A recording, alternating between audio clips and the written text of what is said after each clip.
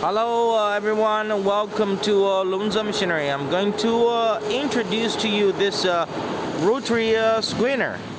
This rotary screener is suitable for the raw material is sawdust, wood sawdust with the stone or with plastic or with big particles. This screener, from here you can feed the raw materials from this input hopper, and then inside it with screens. They will separate the smaller size material out from sawdust, and the clean sawdust will drop from this output hopper.